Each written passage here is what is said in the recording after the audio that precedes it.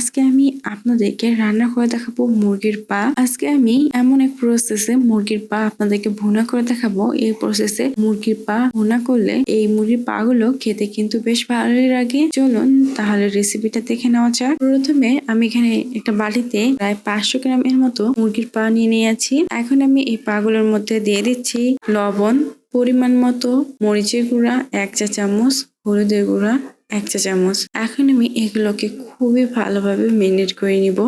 আমি বেশ কিছুক্ষণ সময় নিয়ে এই মুরগির পা গুলোকে খুবই ভালোভাবে ম্যারিনেট করে নিয়েছি। আর এই সময় মুরগির পা গুলো কিন্তু খুবই ভালোভাবে ম্যারিনেট হয়ে গেছে।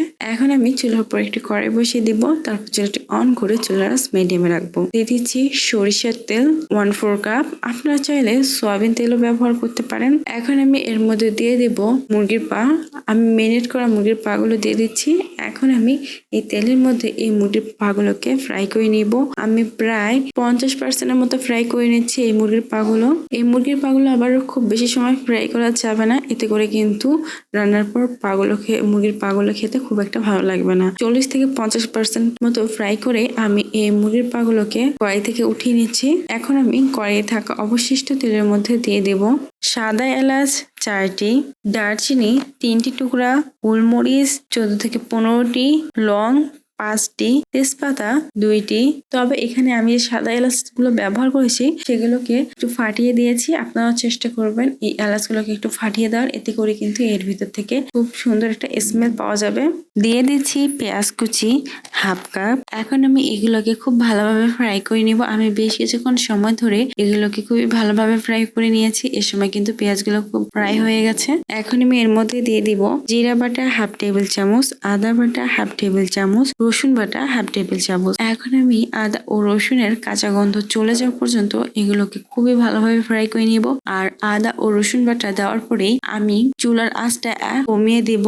আর বাটা মশলা দেওয়ার পর যদি চুলার আঁচটা কমিয়ে ফ্রাই করেন তাহলে কিন্তু এই বাটনাগুলো খুবই ভালোভাবে ফ্রাই হবে এবং এগুলো থেকে খুব সুন্দর একটা স্মেল পাওয়া যাবে এবং কড়াইয়ের তলানিতে কোনো প্রকার দাগ লেগে যাওয়ার সম্ভাবনা থাকবে না। আমি চুলার আঁচ কমিয়ে বেশ কিছুক্ষণ সময় ধরে এই আদা ও রসুন বাটাগুলোকে খুবই ভালোভাবে ফ্রাই করে নিয়েছি। আর এই সময় কিন্তু আদা ও রসুন বাটা খুব ভালোভাবে ফ্রাই হয়েছে এবং এর কাঁচা গন্ধটাও চলে গিয়েছে। এখন আমি এর মধ্যে দিয়ে দিব হলুদের গুঁড়া 1 চা চামচ, মরিচের গুঁড়া 1/2 টেবিল চামচ, লবণ পরিমাণ মতো। তারপর আমি এগুলোকে খুব ভালোভাবে নাড়িয়ে দিয়ে দিচ্ছি পানি 1/2 কাপ। এখন আমি এই 1/2 কাপ পানিতে এই মশলাগুলোকে খুবই ভালোভাবে কষিয়ে নিব। আমি বেশ কিছুক্ষণ সময় ধরে এগুলোকে খুব ভালোভাবে কষিয়ে নিয়েছি। এখন আমি এর মধ্যে দিয়ে দেব আগে থেকে ফ্রাই করা মুরগির পা। তারপর আমি এই মুরগির পা গুলোকে অনবরত কষিয়ে কষিয়ে রান্না করব। আমি এই মুরগির পা গুলোকে ঠিক ততক্ষণ পর্যন্ত কষিয়ে কষিয়ে রান্না করব যতক্ষণ না পর্যন্ত এর গ্রেভিটা পুরোপুরি শুকিয়ে না যায়। আমি অনবরত কষিয়ে কষিয়ে রান্না করছি। আর রান্নার এই পর্যায়ে দেখা যাচ্ছে যে মুরগির পায়ের তরকারিটাতে যে পানিটা ছিল তা অনেকটাই শুকিয়ে গেছে এবং এর গ্রেভিটা অনেকটা গাঢ় হয়ে গিয়েছে। আর এগুলো কিন্তু খুব ভালোভাবে কষানো হয়ে গেছে। এখন আমি এর মধ্যে দিয়ে দিব পানি 2 কাপ। আর এই 2 কাপ পানিতে আমি এই মুরগির পাগুলোকে খুবই ভালোভাবে কুক করে নেব।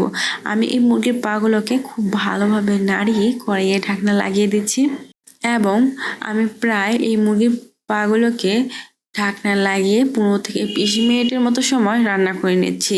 এতে করে কিন্তু এই পাগুলোর ভিতর খুব সুন্দরভাবে মশলা ঢুকবে এবং এই পাগুলো থেকে কোনো প্রকার গন্ধ আসবে না, খেতেও কিন্তু অনেক ভালো লাগবে। আর বেশ কিছুক্ষণ সময় পর পর ঢাকনা খুলে এগুলোকে ভালোভাবে নাড়িয়ে দিচ্ছি যাতে তলানিতে কোনোভাবে দাগ লেগে না যায়। রান্নার এই পর্যায়ে দেখা যাচ্ছে যে এর যে ঝোলটা রয়েছে তা অনেকটা গাঢ় হয়ে গিয়েছে। এখন আমি এই মুরগির পাগুলোকে অনবরত কষিয়ে কষিয়ে রান্না করব। আর এই সময় কিন্তু মুরগির পাগুলো খুবই ভালোভাবে কুক হয়ে গেছে। এখন আমি এই পাগুলোকে অনবরত কষিয়ে কষিয়ে রান্না করছি এই জন্যই যে আমি এর মধ্যে কোনো প্রকার গ্রেভি রাখবো না, আমি এটাকে পুরোপুরি ভুনা করে নিব। তাই আমি এটার যে ঝোলটা আছে পুরোপুরি শুকিয়ে নিচ্ছি। অনবরত কষিয়ে কষিয়ে এই ঝোলটাকে শুকিয়ে নিচ্ছি।